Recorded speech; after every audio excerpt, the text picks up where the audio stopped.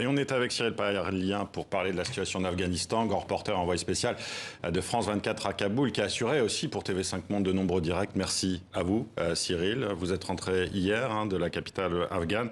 Est-ce que ça a été d'abord compliqué de rentrer après la fin du pont aérien organisé par les Occidentaux ? C'était la grande inconnue, c'est comment sortir du pays dès qu'on prend la décision de partir. C'est un voyage qui a pris 20 heures par la voie terrestre. Donc il fallait traverser une partie de l'Afghanistan de nuit en se cachant un peu dans une zone qui est quand même très hautement sécurisée par les talibans. Il faut quand même le reconnaître, mais avec des risques évidemment du nouveau protagoniste, qui est le groupe État islamique en Asie centrale et qui voulait montrer que les talibans ne contrôlent pas, et en l'occurrence on est une cible. Et puis après passer la frontière pakistanaise, qui n'a pas été très très facile parce qu'on est dans un contexte hautement volatile, compliqué, qui évolue à chaque minute. Eh bien c'est les zones tribales pakistanaises qui sont aussi, on le sait, traditionnellement un foyer islamisant. Donc c'est un voyage assez long que je ne recommande pas pour vos loisirs, mais on a réussi à le faire. On est là aujourd'hui. Et vous êtes de retour. Voilà. Vous avez travaillé, je crois, sur place avec une équipe afghane qui est restée, elle. Est-ce que c'était possible ?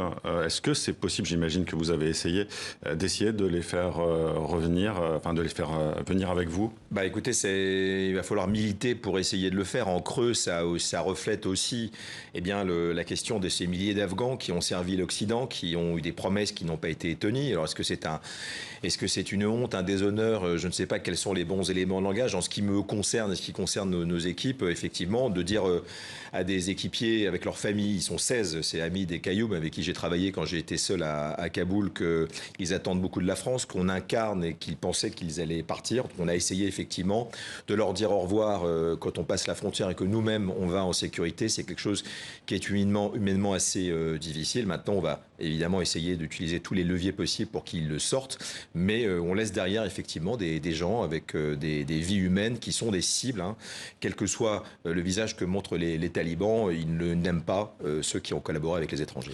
Quelle est la situation aujourd'hui à Kaboul ? Le chef d'état-major de l'armée américaine a estimé que les conditions d'une guerre civile étaient susceptibles d'être réunies. Les Américains connaissent bien le dossier, puisqu'ils sont partis après cette débâcle, cette défaite, après 20 ans de guerre, et ils sont quand même assez bien renseignés. Et il est vrai qu'il y a un théâtre d'ombre diplomatique qui est extrêmement dangereux, qui se passe actuellement en Afghanistan. Je pense à l'influence pakistanaise avec l'aile dure du réseau taliban, proche du groupe État islamique et d'Al-Qaïda. Je pense de l'autre côté à ce nouveau partenaire qatari, très important, qui était la manœuvre.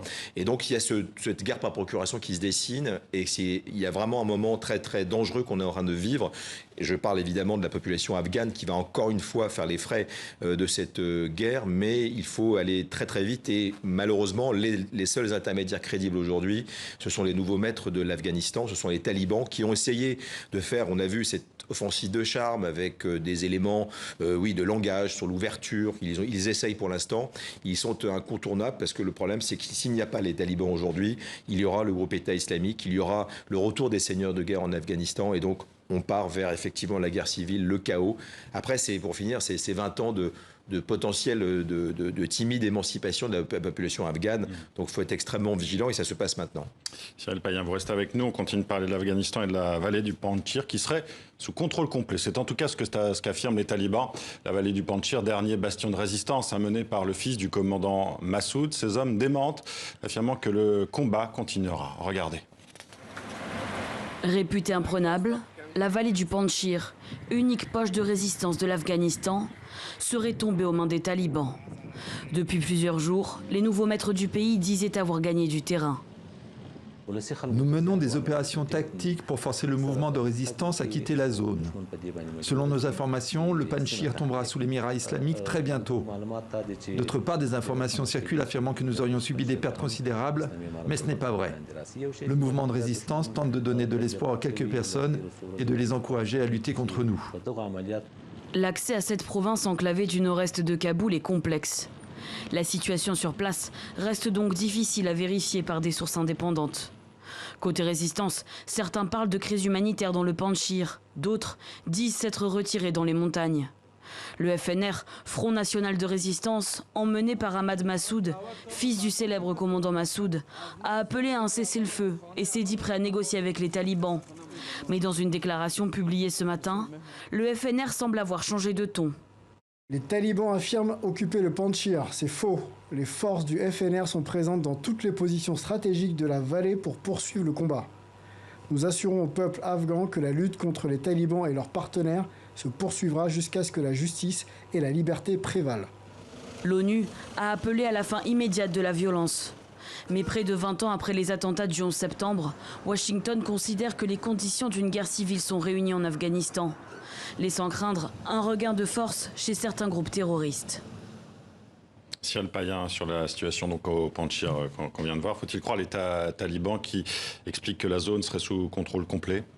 Le problème, c'est qu'on peut croire personne, puisqu'on est vraiment dans une guerre de communication entre le fils Massoud, Ahmad Massoud, dont on dit qu'il est en fuite au Tadjikistan, qu'on dit mort, qu'on dit blessé. On n'a aucun point aucune possibilité de vérification. Les talibans, il y a 4 jours, quand j'étais à Kaboul, ont tiré toute la nuit pour célébrer déjà la chute du vallée du Panjshir. Donc la vallée du Panjshir, ça remonte à Alexandre le Grand. C'est un endroit absolument imprenable qui a incarné l'esprit de résistance des combattants afghans. Mais aujourd'hui, je crois qu'on n'est plus du tout géopolitiquement et même logistiquement, militairement, avec Ahmad Massoud au temps de son père. Grand stratège aussi. Évidemment. Et donc, on voit bien, j'ai beaucoup parlé avec le commandement taliban, que pour eux, c'était un épiphénomène finalement. Ils vont appuyer leur souveraineté sur l'Afghanistan, mais ce n'est pas si important pour eux. Alors il y a des négociations, on voit qu'il y a un jeu un peu diplomatique qui se passe, mais ce n'est pas finalement aussi fondamental que cela a été, quelle que soit cette guerre de communication que se livrent les deux camps aujourd'hui. Merci Al-Payen. Il n'y a pas de gouvernement pour le moment aussi en Afghanistan. Comment l'expliquez-vous? Des talibans qui ne seraient pas d'accord entre eux, c'est ça? C'est le point très dangereux, on revient, je disais tout à l'heure, c'est-à-dire qu'ils devaient l'annoncer vendredi. Maintenant, sans doute, l'occasion du 20e anniversaire du 11 septembre, donc vendredi prochain. Si ça n'intervient pas vendredi prochain, ça voudra dire donc qu'il y a une fracture au sein du haut commandement taliban, ce qui veut dire aussi une fracture entre l'influence pakistanaise et l'influence qatari. Et c'est là que c'est extrêmement dangereux. D'ailleurs, l'administration américaine ne s'y trompe pas, puisqu'ils envoient Anthony Blinken à Doha pour discuter de cela. Il y a vraiment un moment très très dangereux, fragile pour l'Afghanistan qui se joue maintenant pour notamment la population qui a déjà vécu, on le sait, des décennies de guerre. Merci Cyril Payen pour cet éclairage à votre retour donc de Kaboul. Merci d'avoir été avec nous.